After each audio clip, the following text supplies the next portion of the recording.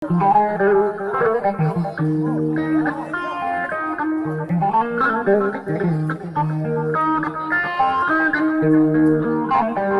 suuji tati ndendoori mataw hayso meeɗi yiyata kam heewani 3 fois so nder ndendoori c'est la première fois minen ndendornaɓe no min potiri min jetta Ablaye walla Ndiaye e baaɗi ko Abou Ndiaye on addi délégation o ko non min jejjitta kadi hono Demba Sow Ablaye Madina Gounass e kanko e Demba Sow kullu shay'in lahu sababun kala hunde ne jogii sababu ko Ablaye waɗi kono ko Demba woni ma nan sababu wuro ngo amin ñaaguiniɓe Allah kamɓe e dendagal délégation mabɓe fof mo ganduɗen hen inde mum en ganda fof en nawdi Allah jarama ɓe jarama yalla yoɓ moƴƴere kala golluɗo golle moƴƴe o gollan tan ko hoore mum eɗen duwono yo Allah ɓeydu barke o e bawɗe inde ndendoori fof debbo hen e gorko hen suko hen e mawɗo hen enen ndendi weltare nde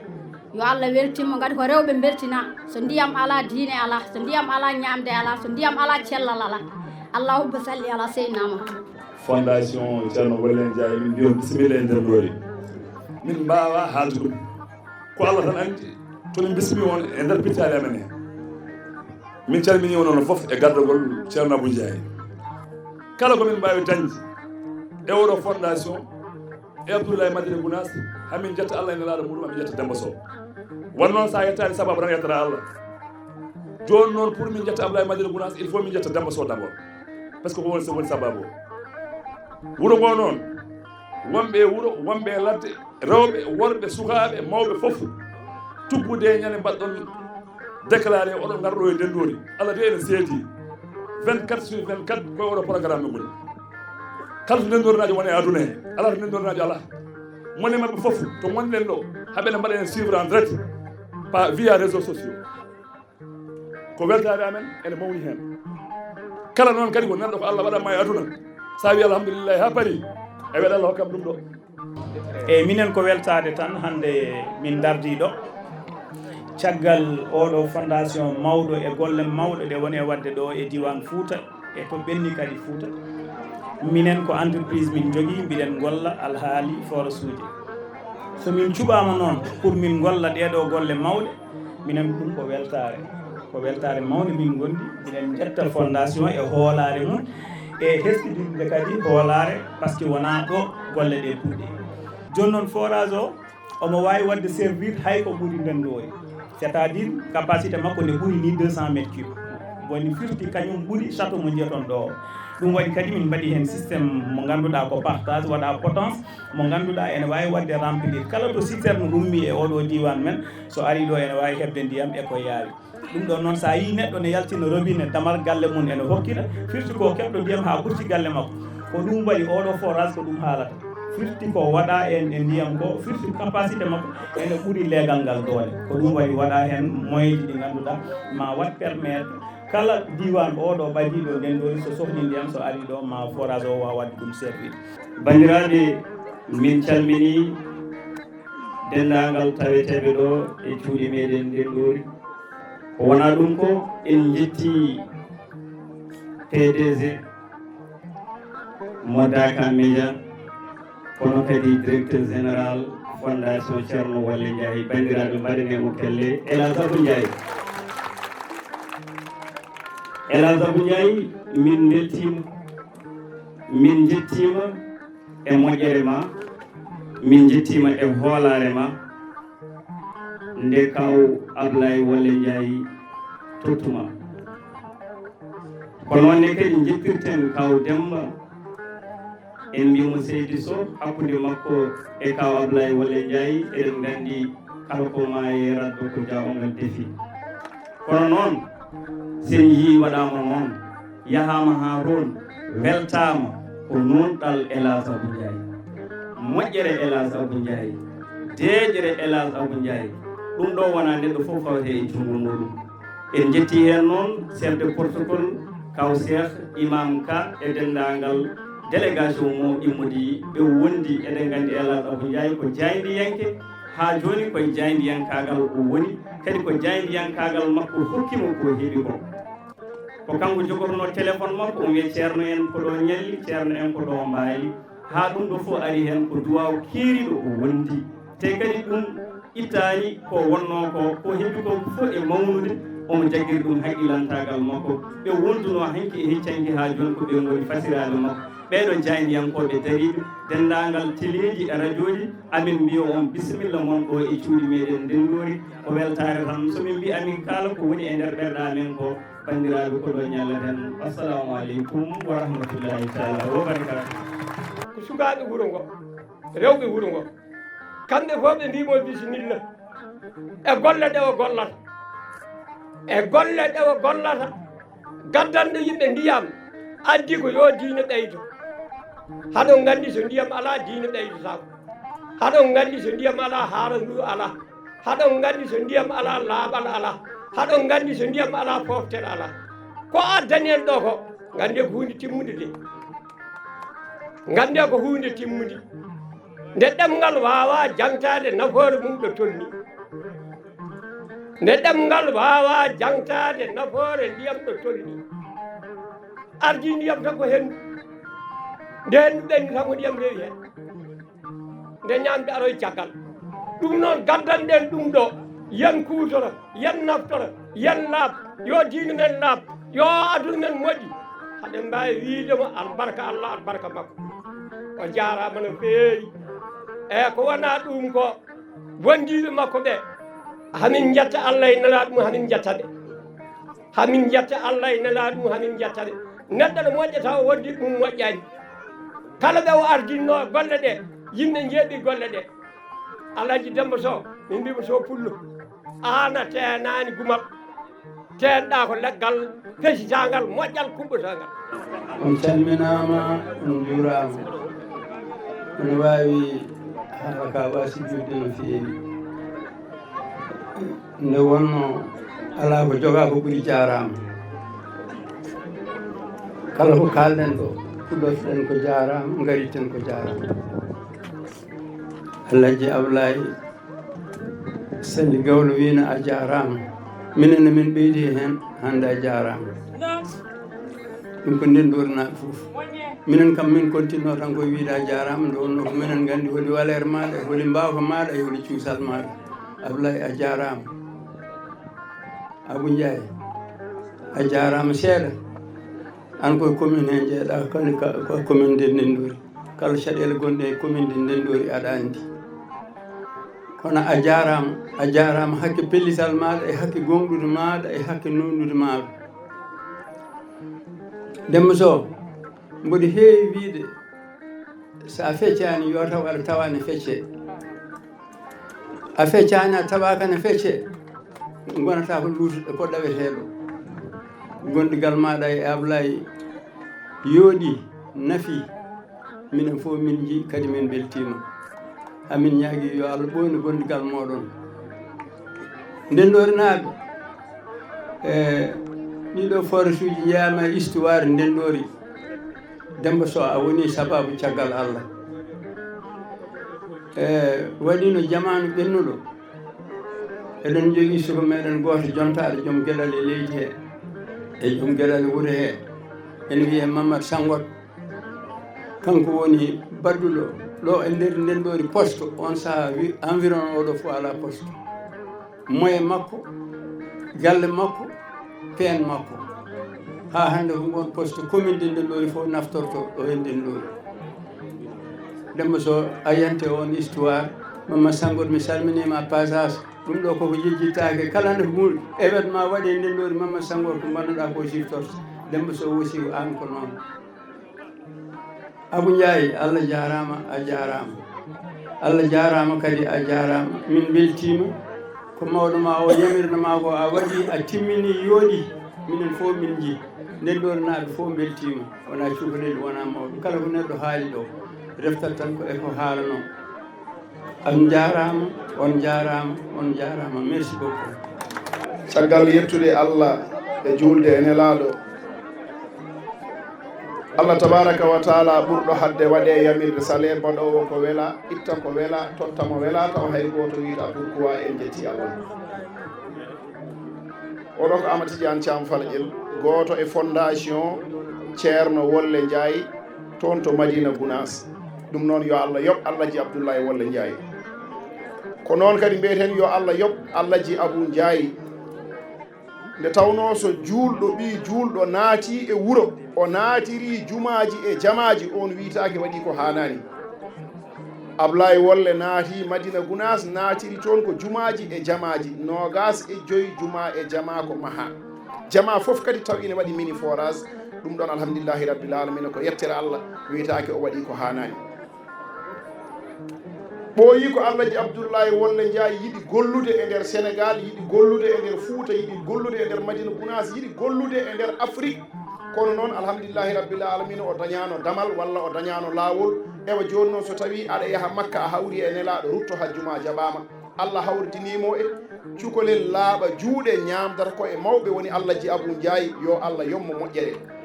enen bandiraɓe foof duwonoɗen Allahji Abou Ndiaye yo Allah junnu gurdam makko saabu heewi ko halfina halki walla heewi ko halfina woodi ɗo rewni kono alhamdulillahi rabbil alamin jarama Allahji Abou Ndiaye onon arɓe goto fof mboɗo salmina ɗum inde mum e yettode muɗum salmina on goto fof inde mum e yettode mum e affaire force uji ɗi ko saabu Allah e nelaɗo muɗum e saabu hakkudame Abdoulaye Madina Gounass min gandiri ko ɓooyi e wona min tan noon andunomo e ndendory naaɓe amin keewi goto fof o wiyata ko sehil mum donc kanko min gandimo ko ɓooyi gila haydara wona e mi raɓɓiɗi noon haala tan nde forage uji ɗi mbaɗete ko min e makko min gonɗuno ko Dubaï amin kaala haala forage uji on sahata ɓe mbaɗa Madina o wi kam o hokki kam forage o wi mbaɗa sara galle ma walla mbaɗa e galle ma mbimomi ala somi waɗi ɗum wiyete ko min gawami tan ko hooram o noddi Abou o wi Abou hokkamo forage uji ɗiɗi eyyi Abou noddimi Abou wi kam kaw wi ya waɗat forage uji ɗiɗi mbimomi ala momi haalde kaw kaldumi e kaw mbimi ndendory waɗi ko leeɗe tati hay legal gotal he mi yiiɗa ɗawe en dañi weltare mawde e jaɓɓungal ngal jaɓɓiɗon min gila jamma hanki ha fewde oɗo saaha joni ɗo ɗo jooɗiɗen amin gandi noon joom jaɓɓungal en ɓe ina kandi e ngal ɗo jaɓɓungal min gandi jaɓɓiɗon ko ceerno Alhaji Ahmadou Tidiane Ba khalifa tedduɗo to Madina Gounass wona minen jaɓɓaɗo amin gandi kadi jaɓɓiɗon ko ɓiɗɗo mon gonduɗo e ɓiɓɓe wuro mon dari kadi ina wallodira e mon ko fewti e ɓamtare nokku mon on woni kaw Alhaji Abdoulaye Wolle Ndiaye on ne kadi ne handi e jaɓɓede ko on jaɓɓiɗon ɗo wona minen jaɓɓaɗo so tawi en jii hande kanko kaw Abdoulaye Wolle Ndiaye omo waɗa ɗeɗo golle mawɗe ɗeɗo golle pattam lamiji omo waɗa ɗum e nder windere nde ko yimɓe ɓe o ñamdata ɓe eɓe o yardata ɓe saabu kala koɓe jiiɗa ina haasi ɗum wawata wonde bandiraɓe tedduɓe saabu ɓe garɗinat golle ɗe wone wadde ɗe ɓe jettamo hen ɓe jarnamo hen ɓe duwonomo hen ɓe cembinamo hen saabu wonko tawami hen ko heewi en jettat musidɗo men directeur men Abdoul Mody Tall mo ganduɗa kam ardi radio RFM ɗo kewmi wiide e kala sahani min ko ɓeɗo goni fasiraɓam ko ɓeɗo kadi goni yaadibam mi ala yaadiɓe ko wona ɓeɗo mi ala fasiraɓe kadi ko wona ɓeɗo sabu min komi jaadiyanke somi teddi mi teddida e mabɓe somi martobini mi martobina e mabɓe somi dañi mi dañja e mabɓe somi waasi kadi mi wasda e mabɓe sabu hanki wonno min mbano hande wonno min mbay mi anda holko janggo addata wadde hanki no min mbano min gondini hande Allah addi ko ko minen gondata janggo kala ko Allah addi to ko minen fof kadi nandata so hawre minen jomiraɗo no wadde kanko hande kanko yonta hande to wuro makko min kaala inde makko lomto inde jeyniyankoɓe heddiɓe fof ceerno Abdoul a jarama so tawi ɗum ɓenni bandiraɓe tedduɓe goto e men fof haali e kaw Alaji Abdoulahi Wolle Ndiaye goto fof haali e fondation makko fondation mo ganduɗa ina darna e hitande ujunnaji 213 fondation darna ko l'an 2013 no miñam Bayel Mbaye wiiri ni fondation waɗi ko inɗe tati woni Ceerno Wolle Ndiaye enen fof eɗen gandi holko woni fondation ngaji kewɗi ko ɗi ɓuuri ujunnaji nan tawe e nder windere nde heewi nde yimɓe ndendi kawri walla neɗɗo goto immo waɗa darna fondation so darni fondation o ruttoto ko e joom en jawɗele en o yaha omo ñaago so ñaaguimo o dañi o adda o nanna e fondation so nanni hen hawo gayni o itta hen kanko yiɗi ko ha ɓerde makko nde ɓuuɓa ko heddi ko o nawana yimɓe kono ka Abdoulaye Wolle Ndiaye wi min oɗo fondation biyeteɗo fondation Ceerno Wolle Ndiaye so tawi mi darni ɗum hami gasdi guittatmi ko e warñenam koko liggimi dañmi kanko haali e yeeso ceerno mbiɗa tawa e yeeso kaw Dembel Sow o omo seedna ceerno o wi ceerno wonko jimmi haalandema mi seedna ɗum ɓeɗo fasiraɓam jamanteruji hono am o wi guila 1972 ɗannimi 72 ha e 80 Allah totti kam ko e ɓeni e yeeso ma ko an woni ceerno moni halifam mbiɗen namdoɓe so tawi mi meeɗi fenandeɓe yooɓe kal kaw Dembel meeɗa o wi somi meeɗi jamfade on yooɓe kal ɓe mbi ala o wi somi meeɗi wujjande on yooɓe kal ɓe mbi ala o wi kala ko boni mi yahata ko boni mi watta ko boni te mi gollata ko boni so tawi mi meeɗi golde ko boni yooɓe kalane ceerno e yeeso maɗo kam fof ɓe mbi ala meeɗa o wi ko dañmi ko dañammi ɗum ko e nder leydi mi itta e nder leydi mi yaltina ko Allah arsokiri kam hen ko mi daña ko heddi ko mi rokka ɗum miskineɓe Allah ko ɗum woni jooɗo ceerno jiiɗani wadde gandon ko ɗum woni fondation ceerno o teddini ko ceerno makko Cheikh Siraji Din Cheikh Alaji Mouhamadou Seydi yo weeli Allah woni mum Wolle o ko inde bammakko wiyete ko Mamadou Aliou kono Wolle o ko waccode kono waccode nde folti Mamadou o wi Wolle o ko inde babam o wi Ndiaye o noon ko yettode famille am min ko Ndiaye yittemi wadde wi fondation Ceerno Wolle Ndiaye ko ɗum woni fondation mo darni ballo miskineɓe Allah ene waɗa forage uji ene waɗa jumaji ene waɗa jamaji ene waɗa cellal e ko nandi hen e ko nandi hen joni noon Allah walli en o darni forage uji tati ɗo e wuuro men Ndendory no kaw Demba wiiri ni forage uji darnirandi ko par hasard eɓe goni Dubaï eɓe goni auction mo kaw Demba heewi haalde so tawi omo waɗa luumo jeeygu kanŋe walla luumo jeeygu ko Allah arkisimo e nder leydi ko e kala nde o watta ɗum o ƴeewat gooto e yontaɓe e sehila e makko o waɗa ɗum invité e nden hitande o waɗi invité kaw Dembel walla kaw Demba Sow yo ar hawra yiya ko aduna o teddintamo ko kaw Demba noddi kam gotol téléphone o wi kam Abou an a anda kawma nde Abou a anda kawma o yi yimɓe kono luwi avion ngaji ene ngari ene jippi aéroport ene ndami dangar galle ngam yidde yettade kaw Alaji Abdoulahi Wolle Ndiaye goto hen foof sohlima kono ko 30 secondes 30 secondes no dartoɗa e makko poseɗa sa gatama ha 30 secondes ɗo gasi o ɓenni goɗɗo ara o wi kadi enen ganda kawma hande mi andi kaw kam kaw Demba haalli kam o wi kam ruwa goto ari salminde ka Abdoulaye Wolle ni yewtude e makko eɓe jolde o ruwa o ne haalnamo holka Abdoulaye Wolle kaw Demba simɗon tan de omo Dubaï omo haalna kam hol martabaji ka Abdoulaye Wolle o wi ruwa o wimo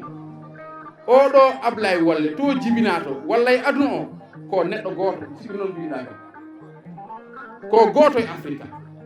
e te o sikkani so hono makko ma jibino e nder Afrique Abdoulaye Wolle ko goto o wiyani noon to mbaadi o wiyani to yiyat ala wi ko to golle moƴƴe oɗo ko goto e nder Afrique te mi sikkani hono makko soba jibino e nder taw ko ruwa aɗa gandi ko firti ruwa kaw Demba so sikka e kaw e nder hen noon eɓe jooɗi e sal eɓe jewta omo andi kaw kala ko gollata da e saaha fof e seeɗa fof sonan gonimni e golle seeɗa fof o noddata kam saaha fof o nodda so noddi o mbaɗen ɗum o wonde kaw Demba noon e nder ko haalta ko wi hay Ndendory min e kawma Demba gondiɗo nawɓe forage goto no kaw Demba wini o wimo ala forage goto te wattake toon te wattake e gallam watte koye leegalam caggal ɗum ko tati goni e Ndendory kala hen leegal waɗen forage goto ko ɗum woni sababu dañƴen forage uji tawi onon sukaɓe ko ñaaguiɗon ko wonde forage uji yo batte e solaire kaw Demba so adima on hen ɓooyi o ñaaguima ɗum ɓooyi tene kadi mbiyatmi on ko jaɓama so Allah jaaɓi ko watte solaire so Allah jaaɓi ko kanko haalni kam ɓeɗo kawiraɓam wonduɓe ka Ablaye Wolle eɓe teddini kam sanne hay goto e mabɓe projet mo eɓɓi e wuuro mum walla e nokku mum aɗota ko haalande kaw Ablaye Wolle so wona taw haalni kam ɓe kalna kam hami gasna ko min kay wiyata jomum haalan kaw ɓe nodda kaw haalna walla ala mbiyami jaɓima mi haalan kaw waɗa kono sona ɗum jomumen kewani aɗade haalande kaw e dow ɗum tawi kam kaw Dembel nde forage uji pewna ha gasi o wi kam Abou a fewni forage uji a gasni kono andu minen amin jogui probléme courant e Ndendory sa waɗi toon forage uji waɗi toon courant ha joni ɓeydini min caɗele waɗa min Abou solaire mbimam so Allah jaaɓi min mbaɗat so hawre wiɗan jomiraɗo ɗum tagui nde noddumi kaw kalal mo mbi kaw Dembel so ñaagui yo waɗe solaire o wi ahan projet men gadano e mbaɗani hen programme solaire ko ɗum waɗi ɓay noon joni ɗi gasi jeehe guditon ɗi ha gasɗa wuuro ngo fuɗɗo hutorade ndiyam ɗam e 35 forage mo gonɗen e wadde o fof ko solaire so Allah jaaɓi ko adi ɗin ina gasa forage uji tati Ndendory ɗi e forage uji tati ɗi ganduɗa ko toon to wuuro Sogui sababude kaw Diobas goto hen kala yo watte solaire wadde ɗo so leelat so yawat mamin gaddu solaire min monta e forage uji moddi so hono wer jomiraɗo e ballal kawlaji Abdoulahi Wolle Ndiaye non paami ɗon noon ko ɗum jogori wonde min jetti on min jarni on kadi min beltanima on min dañi teddugal noon no feewi e wuuro Ndendory kadi mi yettini ɗum kaw Abdoulaye Wolle Ndiaye hanki e tawede kaw Dembel Sow onon fof on jarama yo Allah sellin doole han kadi jilla e woni ko gasi an mbiyan tan bandiraɓe tedduɓe onon fof Allah jarama on jarama